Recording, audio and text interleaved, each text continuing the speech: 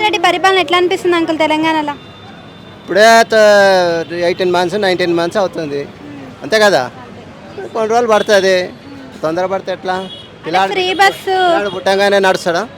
మెల్లమెల్ల మెల్లమెల్లగా కొన్ని. అరే ఫ్రీ బస్ పెట్టిండు కదా, మరి దానివల్ల ఉపయోగం ఉందంటారా ఫ్రీ బస్ వల్ల? ఫ్రీ బస్సు లేడీస్కి మంచిదే కదా, ఏం చేస్తాము.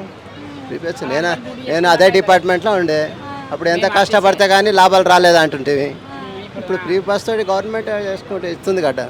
అంటే ఫ్రీ బస్ పెట్టిన కాడ నుంచి అన్ని బియ్యం ఉప్పు నూనె అన్నిటి మీద రేట్లు బాగా పెరిగిపోయాయి. దీనికి కన్సల్టింగ్ ఉండదు. బస్సు ఛార్జ్ చూసి వాడు పెంచుతాడా? అట్లా కాదు కదా. ఇది వీళ్ళదే వాళ్ళదే వాళ్ళకే వీళ్ళదే. అంటే కేసీఆర్ ఉన్నప్పుడు ఎట్లుండే, ఇప్పుడు ఎట్లుంది అంకుల్ మరి పరిపాలన? రాజకీయం అన్నప్పుడు అన్నీ దోసుకున్నాడనే. మీరు దోసుకున్న తర్వాత వాని కంప్లైంట్ చేసి ఆయన దోసుకోవాలి. పబ్లిక్ 10-20 రూపాయలు వేయాలి, ఆయన 200, ఒక మనిషి మీద 200 తీసుకుంటారు. మనం చూసిన కోట్లు అయిపోతున్నాయి వాళ్ళకు. రేవంత్ రెడ్డి ఇచ్చే పథకాలు అసలు ఉపయోగకరమైన పథకాలన్నా ఫ్రీగా? నాకైతే మాకు 2 అమలు అయింది. ఒకటి కరెంట్ అమలు అయింది, ఏంది 200 యూనిట్స్.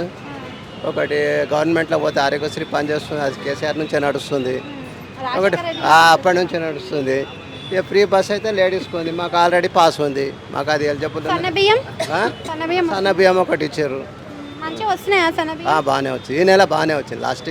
లాస్ట్ మంత్ రాలే కానీ అంత ఆడబడి ఉండే కదా, ఈ మంత్ బాగానే వచ్చింది.